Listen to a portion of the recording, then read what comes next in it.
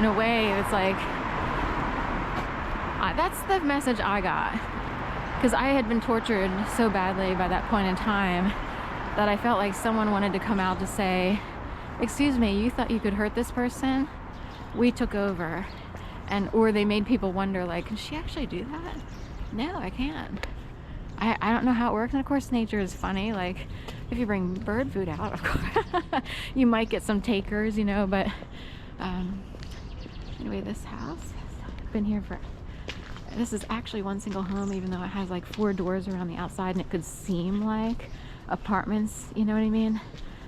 But it's one home. I've been in there. I almost was going to take care of someone's dog, but an artist, and it looks like that. So up here, I might have to go.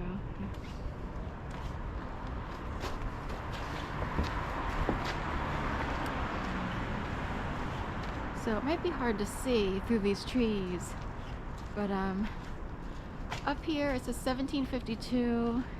I wish it was better to... and then, I don't know, I forgot to look up the lighthouse one with the serpent around it, FA. It could be Scottish, like Loch Ness Monster, because we have a Loch Bar now at a very new high-rise, the Art House, which is spelled very Germanesque. But the Loch Bar, L-O-C-H, you know, is a body of water, not just a Loch Ness Monster. But Loch means body of water in like Scottish or similar. But the plaque up there, any tourist, a historian would talk about that. And, you know, I think it has to do with brotherhood, but it's hand over wrist, hand over wrist, hand over wrist. So it would be 4 hands over 4 other wrists. So, I don't know. It's hard to see. Anyway, I want to... Oh, I have a broken... My little pole is kind of broken, but anyway, you can always look it up. Some houses have the fire plaque. So, oh, there's Brotherhood over there. That one. And then they have the lighthouse with a serpent, and then like a tree, like the giving tree, which is it's funny. I might have to fix this antenna pole or telescoping pole. There's just eagles here. Oh, that might be one. Up there, there's like an old fire engine. So that, and I know you can't see it, but it's oval and it's like die cast, and it looks like an old fire engine in it above the eagle. So the eagle is here, fire engine plaque is up there. So in ancient times, or like, you know, 100 years ago, the fire department would come to that house if there was a fire in this whole block. And houses have always been lined up like this in rows for many years, apparently. So they would save that house first. I don't know if they were, you know, felt badly and would still save other homes. Like, I don't know, but you had to pay for the plaque. It's like having insurance. That's how insurance began, I guess. That apparently is... all comes out in the wash. That all apparently is, you know, part of documentation in the Fire History Museum. So that's something that a lot of tour guides will talk about on their tours. So they have, what is this?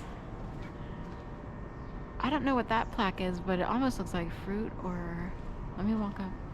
Some people have the tree, so technically, if you have a plaque, there's some sort of historic integrity kept in place. What is this? Oh, is it? It's an eagle open wide. An eagle with its kind of with its wings spread. It's almost like when you see the dance of one of those like birds that sort of spread its wings and sort of hop around. That's what it looks like. So an eagle standing, and then with open, like full Monty, right? So, then a tree up there. So I think that's interesting. And I was watching a couple YouTubers, Best Life and Beyond, and they were sort of experiencing survivor's guilt or whatever. Kind of. They have an apartment in Malibu. It looks like a modest apartment. It just happens to be on the beach, and they're on like right around rocks. So like under their balcony, you see a bunch of rocks and water. And I'm not sure if they talked about this, but they are considered a wet beach because there's so much water like up close to where their residence is, as opposed to a stretch or an expanse of sand. As like Huntington Beach would have a lot more sand, I guess. So anyway, their apartment wound up surviving, but a neighboring apartment was completely charred, and it appeared in their video to be attached. Like, I don't know the layout. They don't really show the layout. Hi guys. That much. Like, they kind of ran in, ran out. They're on like curfew, and luckily they purchased a house. They've been living in apartments for a long time, and they happened to just purchase a house like 9 months ago.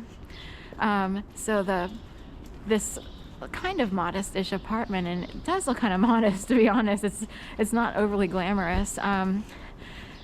Survived, and they felt a little survivor's guilt, like they couldn't believe that their unit happened to be one of a few who survived, or it might be the only one. It was hard to tell. They didn't show the whole thing, but you know, they were in tears over this, just the overwhelming, you know, shock of seeing everything burnt down. And their neighbors, I think they said Justin Warfield, a musician who's known for having, you know, being a little bit of a genius in terms of writing music, his apartment burned down. So some of these people might have apartments in addition to homes. I will say they're modest apartments, so it's almost like, you know, you'd be surprised. You think it's all luxury, but it's like, well, that, you know, it's almost, you know, borderline a shack, even though you wouldn't say that in Malibu, I guess. But you know, the cabinets were pretty cheapish, you know what I mean? So, and it looks like during the pandemic they were in that apartment a lot, I think. So anyway, right, have a great day. And there's more plaques down here. So down on these homes maintain their historical integrity, and then these folks, well, the fronts do, and then they have build-ons, and some homes take up the whole block and some are half. You see how that's really just half? And it's hard to explain, but of course the garage takes up the back half.